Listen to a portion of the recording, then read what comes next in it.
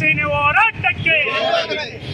ಬಂಗಾರಪೇಟೆ ಹುಬ್ಬಳ್ಳಿಯಲ್ಲಿ ಪಾಲಕರ ವಿರೋಧದ ನಡುವೆ ಅನ್ಯ ಜಾತಿಯ ಯುವಕನನ್ನು ಪ್ರೀತಿಸಿ ವಿವಾಹವಾದಲೆಂಬ ಕಾರಣಕ್ಕೆ ಪೋಷಕರೇ ತನ್ನ ಮಗಳನ್ನು ಕೊಲೆ ಮಾಡಿರುವ ಘಟನೆಯನ್ನು ತೀವ್ರವಾಗಿ ಖಂಡಿಸಿ ರ್ಯಾದಗೇಡು ಹತ್ಯೆ ಮಾಡಿರುವ ಆರೋಪಿಗಳನ್ನು ಕೂಡಲೇ ಬಂಧಿಸಬೇಕೆಂದು ಒತ್ತಾಯಿಸಿ ದಲಿತ ಸಮಾಜ ಸೇನೆ ಕಾರ್ಯಕರ್ತರು ಪ್ರತಿಭಟನೆ ಮಾಡಿದರು. ಪಟ್ಟಣದ ಕೋಲಾರ ಮುಖ್ಯರಸ್ತೆಯಲ್ಲಿರುವ ಅಂಬೇಡ್ಕರ್ ಪ್ರತಿಮೆ ಬಳಿ ದಲಿತ ಸಮಾಜ ಸೇನೆಯ ರಾಜ್ಯಾಧ್ಯಕ್ಷ ಸೂಲಿಕುಂಟೆ ಆನಂದ್ ನೇತೃತ್ವದಲ್ಲಿ ನಡೆದ ಪ್ರತಿಭಟನೆಯಲ್ಲಿ ಮಾತನಾಡಿದ ಆನಂದ್, ಸಮಾಜದಲ್ಲಿ ಜಾತಿ ವ್ಯವಸ್ಥೆಗೆ ತಿಲಾಂಜಲಿ ಹಾಡಬೇಕೆಂದು ಬುದ್ಧಿವಂತರು, ಪ್ರಗತಿಪರ ಚಿಂತಕರು ಹಾಗೂ ಇತರರು ಹೋರಾಡುತ್ತಿದ್ದರೆ ಇದಕ್ಕೆ ವಿರುದ್ಧವಾಗಿ ಜಾತಿ ವ್ಯವಸ್ಥೆಯನ್ನು ಜೀವಂತವಾಗಿಡಲು ಶ್ರಮಿಸುತ್ತಿದ್ದಾರೆ ಎಂಬುದಕ್ಕೆ ಹುಬ್ಬಳ್ಳಿಯಲ್ಲಿ ನಡೆದ ಈ ಹೇಯ ಕೃತ್ಯವೇ ಸಾಕ್ಷಿಯಾಗಿದೆ ಎಂದು ಬೇಸರ ವ್ಯಕ್ತಪಡಿಸಿದರು.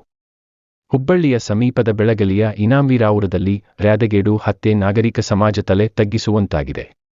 ಇಂತಹ ಪ್ರಕರಣಗಳು ರಾಜ್ಯದಲ್ಲಿ ನಡೆಯುತ್ತಿದ್ದರೂ ಪೊಲೀಸ್ ಇಲಾಖೆ ಹಾಗೂ ರಾಜ್ಯ ಸರ್ಕಾರದ ಬಿಗಿ ಕಾನೂನು ಕ್ರಮವಹಿಸದೆ ಕಡೆಗಣಿಸಿದೆ ಎಂದು ಟೀಕಿಸಿದರು. ಸ್ವಾತಂತ್ರ್ಯ ಬಂದು ಭಾರತದಕ್ಕೆ 75 ವರ್ಷಗಳು ಕಳೆದರೂ ಜಾತಿ ವಿರುದ್ಧ ಕಲಹಗಳು ಜೀವಂತವಾಗಿರುವುದರಿಯದ ದೇಶದ ಪ್ರಗತಿಗೆ ಮಾರಕವಾಗಿದೆ. ಗರ್ಭಿಣಿಯಾಗಿದ್ದರೂ ಸಹ ಲೆಕ್ಕಿಸದೆ ತಂದೆಯೇ ಮಗಳನ್ನು ಕೊಲೆ ಮಾಡಿರುವುದು ಹಾಗೂ ಹುಡುಗನ ಕಡೆಯವರ ಮೇಲೂ ಮಾರಣಾಂತಿಕ ಹಲ್ಲೆ ನಡೆದಿದೆ. ಇಂತಹ ಘಟನೆಗಳು ಮತ್ತೆ ಮರುಕಳಿಸದಂತೆ ಅಲ್ಲಿನ ಜಿಲ್ಲಾಡಳಿತ, ಪೊಲೀಸ್ ಇಲಾಖೆ ಎಚ್ಚರ ವಹಿಸಬೇಕು. ಈಗ ನಡೆದಿರುವ ಘಟನೆಗೆ ಜಿಲ್ಲಾಧಿಕಾರಿ ಹಾಗೂ ಎಸ್ಪಿರನ್ನು ತಲೆದಂಡ ಮಾಡಬೇಕು. ರ್ಯಾದಗೇಡು ಹತ್ಯೆ ಪ್ರಕರಣಗಳು ರಾಜ್ಯದಲ್ಲಿ ಮತ್ತೆ ಎಲ್ಲಿಯೂ ನಡೆಯದಂತೆ ಸರ್ಕಾರ ಹೊಸ ಕಾನೂನು ಜಾರಿಗೆ ತರಬೇಕೆಂದು ಒತ್ತಾಯಿಸಿದರು. ಇಲ್ಲದಿದ್ದರೆ ರಾಜ್ಯದಾದ್ಯಂತ ಹೋರಾಟ ಮಾಡಲಾಗುವುದು ಎಂದು ಎಚ್ಚರಿಕೆ ನೀಡಿದರು. ಈ ವೇಳೆ ಅಯ್ಯಪ್ಪ, ದೇವಗಾನಹಳ್ಳಿ ನಾಗೇಶ್, ರಾಜ್ಕೋಟಿ, ಸಕ್ಕನಹಳ್ಳಿ ಮುನಿರಾಜು, ಆಟೋ ಕರ್ಣ, ಪ್ರದೀಪ್, ರವಿಕುಮಾರ್, ಸುಬ್ರಹ್ಮಣಿ, ಭೀಮ ಇತರರು ಇದ್ದರು. ಎದ್ದು ಕಾಣಿಸ್ತಾ ಇದ್ರು ಸಹ ಕರ್ನಾಟಕ ರಾಜ್ಯದಲ್ಲಿ ನಮ್ಮ ಸರ್ಕಾರ ಆಗಿರ್ಬೋದು, ಆ ಜಿಲ್ಲಾ ಆಡಳಿತ ಆಗಿರ್ಬೋದು, ತಾಲೂಕು ಆಡಳಿತ ಆಗಿರ್ಬೋದು, ಪೊಲೀಸ್ ವ್ಯವಸ್ಥೆ ಆಗಿರ್ಬೋದು ಇನ್ನೂ ಎಚ್ಚೆತ್ಕೊಂತ ಇಲ್ಲ. ಪ್ರತಿದಿನ ಇಂಥ ಘಟನೆಗಳು ಮರುಕಳಿಸ್ತಾ ಇದ್ರು ಸಹ ಕರ್ನಾಟಕ ಸರ್ಕಾರ ಹಾಗೂ ಗೃಹ ಇಲಾಖೆ ಕಣ್ಣು ಮುಚ್ಚಿ ಕುಳಿತಿದೆ, ನಿದ್ದೆ ಮಾಡ್ತಾ ಇದೆ. ಇದನ್ನು ನಾವು ತೀವ್ರವಾಗಿ ಖಂಡಿಸ್ತಾ ಇದ್ದೀವಿ. ಇನ್ನು ಯಾವ ದೇಶದಲ್ಲಿದ್ದೀವಿ ನಾವು ಅಂತ ಹೇಳ್ಬಿಟ್ಟು ಇವತ್ತು ಸ್ವಾತಂತ್ರ್ಯ ಬಂದು ನಮಗೆ 75 ವರ್ಷಗಳು ಕಳೆದರೂ ಸಹ ಈ ಜಾತಿ ಅನ್ನೋ ಪದ್ಧತಿಯಲ್ಲಿ ಇವತ್ತು ಸಹ ಭಾರತ ದೇಶ ಹಿಂದುಳಿದಿದೆ. ಜಾತಿ ವ್ಯವಸ್ಥೆ ಇನ್ನೂ ತೊಲಗುತ್ತಾ ಇಲ್ಲ. ಇದಕ್ಕೆ ಉದಾಹರಣೆ ಅಂದರೆ ನೋಡಿ, ಇವತ್ತಿನ ಹುಬ್ಬಳ್ಳಿಯಲ್ಲಿ ನಡೆದಿರ್ತಕ್ಕಂಥ ಈ ಅಮಾನವೀಯ ಘಟನೆ.